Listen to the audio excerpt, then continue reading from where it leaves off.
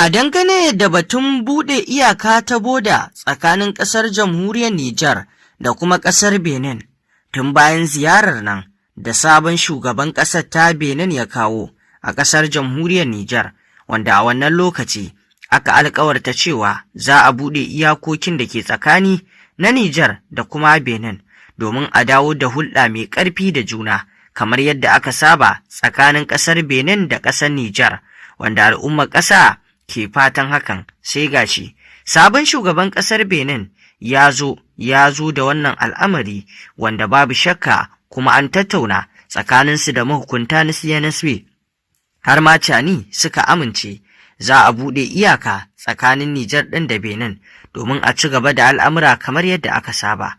To a yanzu wannan batu ya taso kan batun buɗe iyakokin, inda kamar yadda kuka sani a wannan lokaci Nijar ta ce za ta kafa wani kwamiti da zai lura da wannan buɗe iyakoki tsakanin Nijar da kuma Benin, inda ƙarƙashin Firaminista Ali Muhammad Lamin Zen a ranar Juma'an nan da ta gabata ne ya gudanar da taro da wannan kwamiti da aka kafa, inda babu sun yi ganawa ta musamman kan wannan batu na buɗe iyakokin Benin da Nijar ɗin.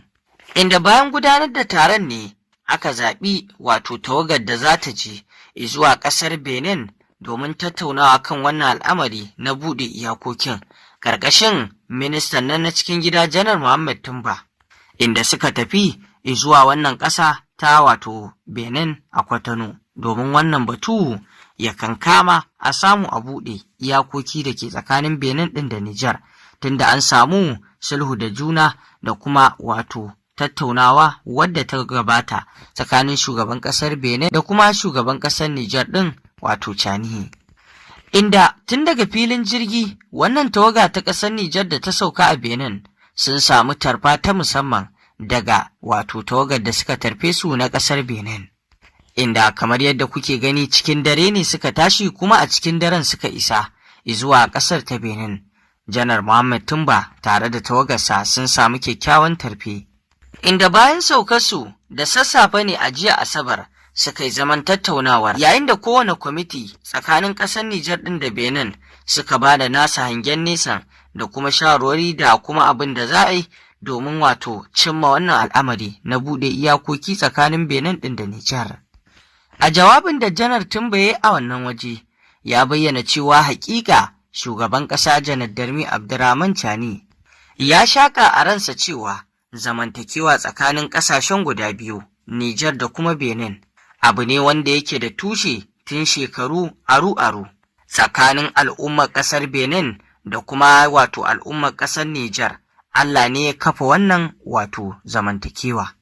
Saboda haka babu wani maƙiyi da zai fito daga wasu ƙasashe na Turawa da zai zo ya ruɗa mu ko kuma ya hargitsa mu, ya ɓata zamantakewar da take tsakani wadda ta jima tun shekaru aru-aru, har ya sa mu gagara zama da juna lafiya kamar yadda iyaye da kakanninmu suka yi.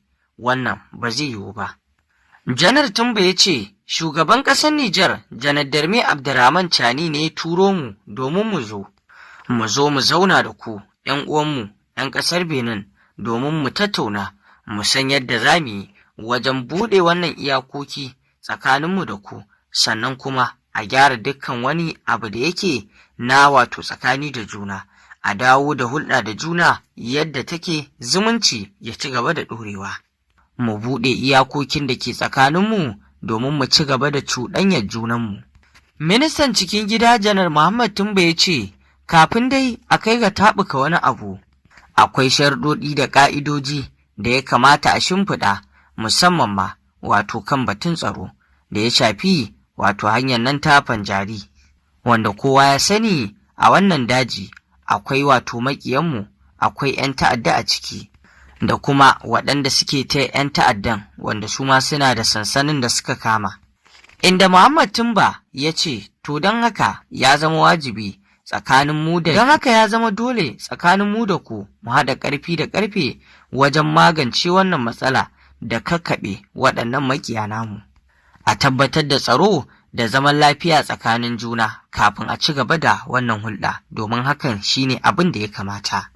Inda Janar Muhammad Tumba ya ƙara da cewa wannan zama wata dama ce da za mu samu damar wato rattaba hannu kan wasu yarjejeniyoyi.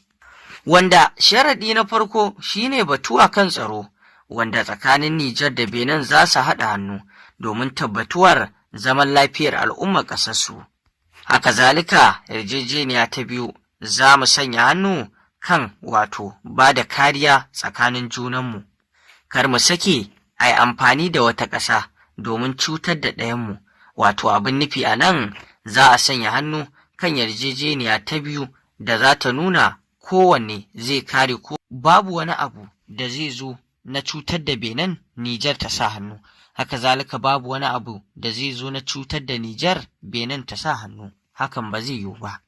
Inda Janar Tumbe ya ce ƙasashen waje da ke iya amfani da sansanonin wasu ƙasashen maƙota domin cutar da wata ƙasa, to ya kamata mu tsakaninmu mu daƙile wannan, mu hana wannan. Kada Nijar ta bada wata dama ga wata ƙasa da za a cutar da Benin ta hanyarta.